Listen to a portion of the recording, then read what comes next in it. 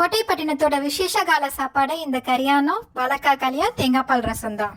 இந்த கரியானத்துல மல்லி மசாலா, பட்டை, கிராம்பு, புதினா, கொத்தமல்லின்னு எந்த வாசனை ஐட்டமும் கிடையாது. வெறும் கருவேப்பிலை மட்டுமே சேர்த்து ரொம்ப ஸ்பெஷலா இருக்கும் இந்த ஆனம்.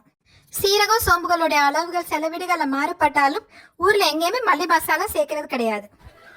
இந்த கரியானம் செய்யறதுக்கு முதல்ல ஒரு பேன்ல 2 ஸ்பூன் எண்ணெய் ஊற்றி 4 வரமிளகா, 2 ஸ்பூன் வேர்க்கடலை, பாதி கப் தேங்காய் போட்டு நல்லா வறுத்து எடுத்துக்கலாம். அடுத்து ஒரு பேன்ல 100 மில்லி நல்லெண்ணெய் ஊற்றி 2 பொடியா நறுக்கின பெரிய வெங்காயத்தை போட்டு நல்லா வதக்கிக்கலாம்.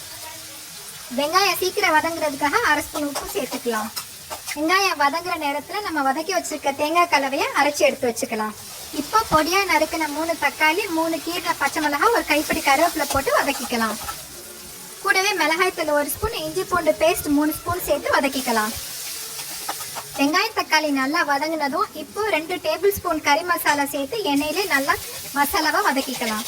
மசாலா தீஞ்சிராம இருக்க 50 மில்லி தண்ணி சேர்த்து நல்லா வதக்கிக்கலாம். மசாலா எண்ணெயில வெந்ததும் 1 கிலோ சுத்தம் பண்ணி வச்சிருக்க ஆட்டுக்கறியை சேர்த்து எண்ணெயில சுருள கதக்கிக்கலாம். கரியானத்துக்கு தனி கறியை விட எலும்பு கறி சேர்ந்த மாதிரி போட்டாதான் ஆனம் நல்லா இருக்கும். இப்போ 1/2 ஸ்பூன் உப்பும் அரைச்சு வச்சிருக்க தேங்காய் பேஸ்டையும் சேர்த்துக்கலாம். கூட 1 கப் தண்ணி சேர்த்து நல்லா கலந்து விட்டுக்கலாம். இப்போ இந்த கலவையை குக்கருக்கு மாத்திக்கலாம்.